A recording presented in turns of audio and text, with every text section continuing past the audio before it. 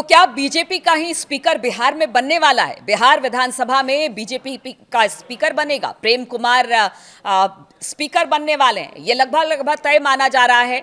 नमस्कार, मैं हूं नीलू। अभी कुछ दिन पहले भी मैंने इस पर एक वीडियो बनाया था जिसमें कहा गया था कि देखिए सब कुछ ठीक नहीं है बिहार में। बम्पर जीत के बाद भी बीजेपी और जेडीयू में जबरदस्त तरीके से तकरार है, खासतौर पर कैबिनेट बंटवारे के बाद सभी अच्छे मंत्रालय, जिस तरह की खबरें सामने आ रही है कि आरोप लग रहे हैं कि बीजेपी ने अपने पास रख लिए, नीतीश के पास कुछ नहीं रह गया। अब नीतीश इस बात पर अड़े हुए थे कि देखिए जो विधानसभा का स्पीकर होगा वो जेडीयू का होगा, लेकिन अब प्रेम कुमार का जब नाम सामने आ रहा है और हम आपको बता दें 1 दिसंबर से विधानसभा का सत्र भी शुरू हो रहा है, तब पूरी तरह से क्लियर हो जाएगा। अभी ऐलान नहीं किया गया बीजेपी की तरफ से कि उन्हीं के कोटे का स्पीकर बनेगा, लेकिन इस बीच तल्खी जबरदस्त देखने को मिल रही है।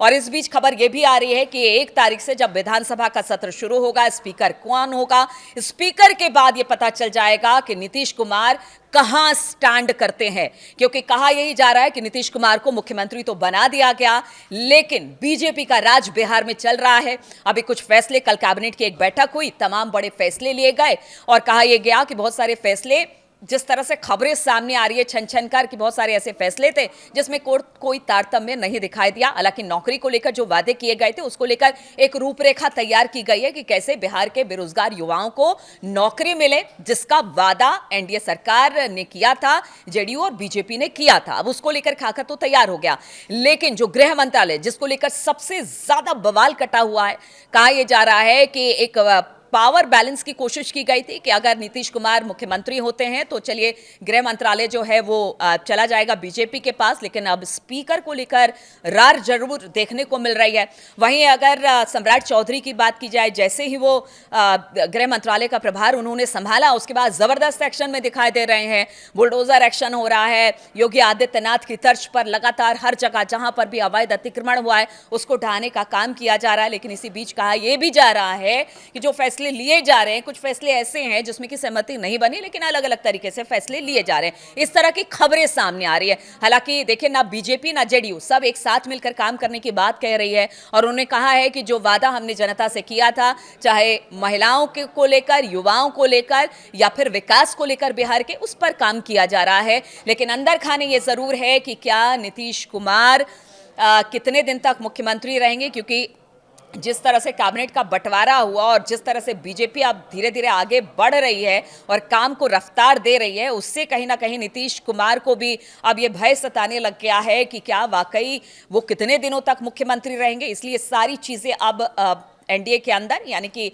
बिहार में देखने को मिल रहा है। और इस बीच खबर यह भी आ रही है कि अगर नीतीश कुमार खुदा न खास्ता अगर यहां से जाते हैं, यानी कि एनडीए गठबंधन को तोड़कर कहीं और चले जाते हैं, तो फिर क्या ऐसे में बीजेपी अपना कोई मुख्यमंत्री का चेहरा उतारेगी? क्या बीजेपी के संख्या बल है बीजेपी के पास कि वो किसी तरह से अपना मुख्यमंत्री बना पाएगी? इधर अगर एआईएमआईएम की बात की जाए, बाहर से सपोर्ट देने की बात नीतीश कुमार को कर रहे हैं, और क्या तमाम सपोर्ट मिलने के बाद नीतीश कुमार के पास वो जादुई आंकड़ा होगा जिससे नीतीश कुमार अपनी कुर्सी पर बरकरार रहेंगे? बहुत सारे ऐसे सवाल हैं। बिहार की राजनीति में बंपर जीत के बाद भी सवाल बहुत हैं, क्योंकि कॉन्फ्लिक्ट यहां पर जबरदस्त तरीके से देखा जा रहा है बीजेपी और जेडीयू में। क्योंकि देखिए, इस बार जेडीयू सीटें कम लेकर आई है। अगर बीजेपी की बात की जाए, यहां पर विधानसभा में उन्होंने सीट भी जबरदस्त तरीके से जीती है। उनके तमाम जो अलायंस पार्टी है वो भी उनके संपर्क में। कहा जा रहा है कि नीतीश के पार्टी के जो जेडीयू के बड़े नेता हैं वो भी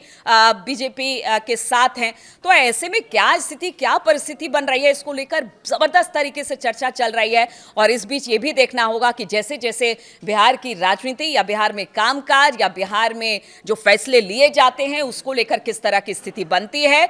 लेकिन एक तारीख यानी 1 दिसंबर को यह तय हो जाएगा कि विधानसभा में स्पीकर कौन होगा और क्या एक पपेट मुख्यमंत्री की तरह ही नीतीश कुमार होंगे, पीछे से बीजेपी राज चलाएगी, या फिर सब मिलजुल कर ये 5 साल का राज तो कर लेंगे, नीतीश कहीं नहीं जाएंगे, सब कुछ ठीक रहेगा। इस पर सबकी निगाह है।